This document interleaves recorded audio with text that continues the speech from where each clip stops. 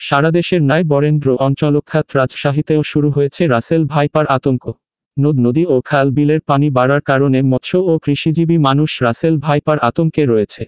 ইতোমধ্যে বেশ কয়েকটি এলাকায় স্থানীয়রা বিষধরে সাপকে পিটিয়ে হত্যা করেছে। এখন পর্যন্ত রাসেল ভাইপার সাপের ছোবলের শিকার হয়েছেন অনেকেই। বিশেষ করে পদ্মা নদীর পানি বৃদ্ধির পর থেকে চর এলাকার মানুষ বেশি আতঙ্কে রয়েছেন। খোঁজ নিয়ে জানা গেছে, শুক্রবার ২১ জুন সকাল ৯:৩০টার দিকে বাঘা উপজেলার পলাশী ফতেপুর পদ্মার চরে একটি রাসেল ভাইপারকে পিটিয়ে মারা হয়েছে। এছাড়াও গত কয়েকদিনে তানোর, গোদাগাড়ি, চারঘাটতেও এ সাপ মারা হয়েছে। এখন পর্যন্ত এ সাপের উপদ্রব খুব বেশি দেখা না গেলেও মানুষ আতঙ্কে রাসেল ভাইপার সাপ দেখলেই দল বেঁধে তাকে পিটিয়ে হত্যা করছেন। বাঘা উপজেলার পলাশী ফতেপুর চরের জনি আহমেদ বলেন, শুক্রবার সকালে পলাশী ফতেপুর পদ্মা নদী থেকে জাল তুলে বাড়ি ফিরছিলাম। এ সময় সামনে রাসেল ভাইপার দেখতে পেয়ে আতঙ্কিত হয়ে পড়েন তিনি।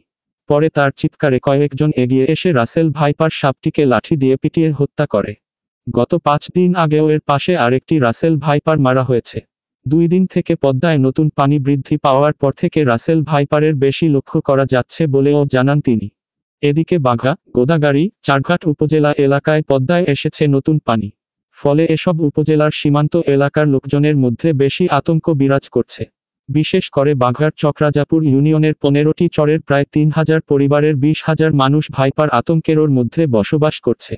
এছাড়াও চরখানপুর, চরমাজারদিয়া সহ এসব এলাকায় নতুন পানির সাথে রাসেল ভাইপার আসছে বলে লোকজন জানিয়েছেন।